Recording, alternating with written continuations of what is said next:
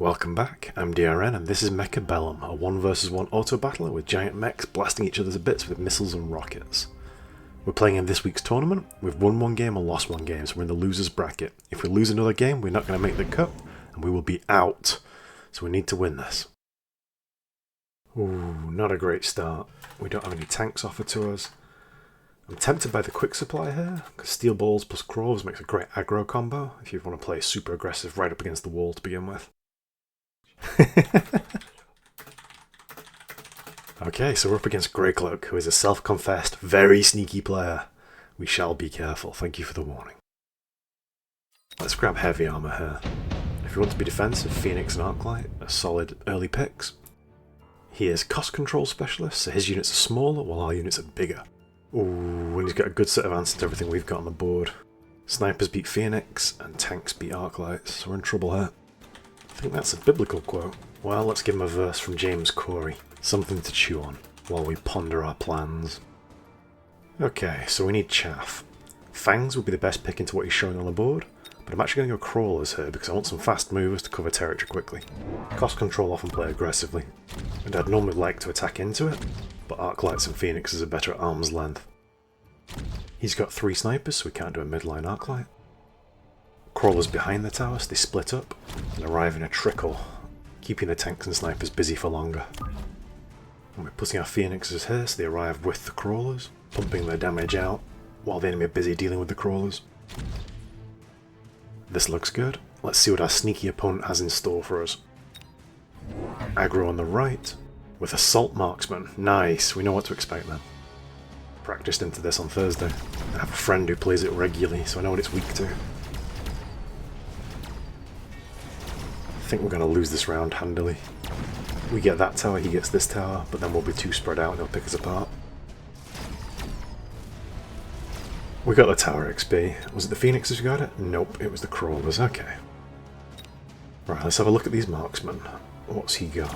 He's got elite, but not double shot. Okay. So they're going to scale well into the late game, but they're not going to be able to deal with shields very well. That's something we can exploit with a good set of fangs as cover. Okay, a little bit of chip damage, no big deal. Fire on missiles there would be devastating. Ooh, free Scorpion, just what the doctor ordered. Let's get another. Scorpions are great into Assault Marksmen because they can outrange them and pop them in a single shot. And then we need some fangs. Right, I think we're solid here. I think this beats everything he could have picked, unless he was super sneaky and grabbed something I have no idea about. I'd expect him to keep progressing this formation along, but if he's telling us to be careful, I'm expecting a flank now. Or even a flanky flank. Let's find out. There it is. Ooh, and he's taking the big fangs. Level 3 still with 5 times the normal experience. That's great for our Scorpions, they'll get a huge hatful here. If they can get to level 2, he'll have a hard time killing them. Oof. Scorpions are just so satisfying when they blow up a huge chunk at once. There's the tower kill. He's going to struggle now. He still hasn't taken the Assault Marksman upgrade yet though, so maybe that's the sneaky part of this build. He doesn't actually go for the Assault Marksman. He just threatens it and tries to punish an over-response. Absorption module's great on Scorpions. It makes them more tanky, and they can do a lot of damage and absorb a lot of health back pretty quickly. You always want to put this on a heavy hitter, like a Scorpion or an Overlord. Let's cover this flank in case he goes to the opposite side play as well. Actually, no, let's go forward position and try and take this tower even faster. It'll force a response. 300 left over. We should really do another Scorpion, which means selling something. I think the only 200 cost unit we can sell here are these Phoenixes. I'm always a little bit loath to sell units, because buying units is a finite resource, 2 per turn. But we need this Scorpion, and those Phoenixes weren't doing much.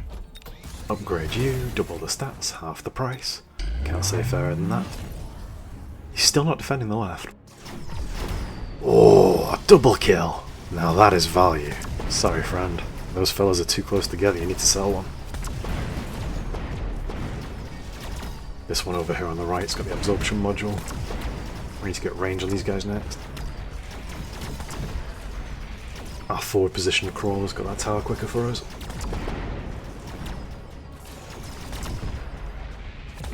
we save this scorpion? No, not quite. Never mind. Every life is precious. That's 300 damage we could have done to him, you know? He's scared of spooky scorpions. I always get giggles seeing extended range sledgehammer these days, because I know it's a trap when there's scorpions in the game. Steel ball production is tempting, but I don't think we want to be building a giant just yet. And I don't think mass-produced melting point or improved wraith help us. Right, so every round I think we need to get another scorpion, another set of fangs. Then we need to get shields on the fangs, and range on the scorpions as soon as we can. So this has got to be a skip. Right, upgrade these, and I'm afraid our opponent's aggression will be at an end here. We now have a mechanized wall of steel defending the tower. Let's fully cover this flank. We still have phoenixes and fangs who can shoot upwards. But does that mean he's taken improved wraith? Uh-oh.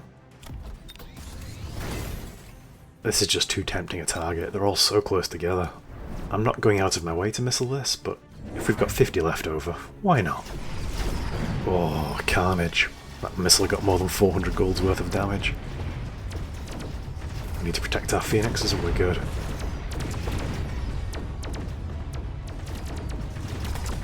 This is a good answer to our flank pressure. I like it.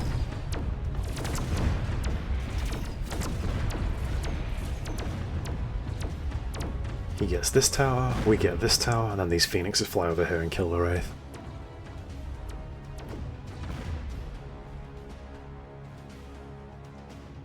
Had to punish that forward positioning. I know missiles are a little bit dirty and they feel a little bit bad.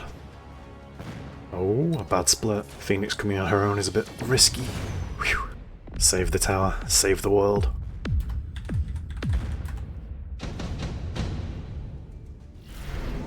Nice. The melting point's a great answer to the wraith.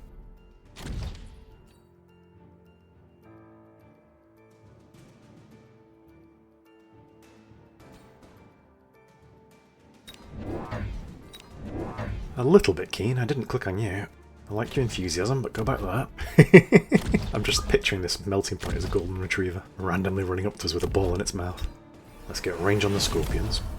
And I think we're pushing for the win here, so let's get plus 200 temporary range and get those shields. Oh, I thought I'd already clicked that. He's guaranteed to shield here, but he can't shield these guys. So let's punish the aggression and close this out.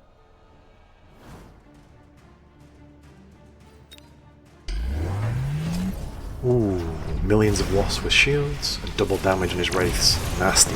It's a full air pivot. I like it. That fang's going to have to get stuck in here. The good boy melting point's going to struggle over here. There's too many. It's okay, this wins in one round, but then we just got Mustang and close it out. Actually, the scorpions are tanking well over here. And the best boy melting point, wow! He's a beast. No way, he beat that single-handed. Whoa, sorry dude, a bit lucky there. Early Scorpion was pivotal, and that melting point holding the line on its own. We were very lucky there. Let's give him some feedback and play into his sneaky persona. We're all just playing the game for fun, aren't we?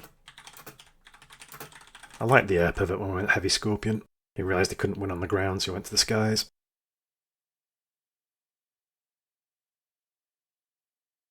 Right, I think we played that fairly well. I did like his air pivot. We were very lucky this single melting point could hold off this entire flank.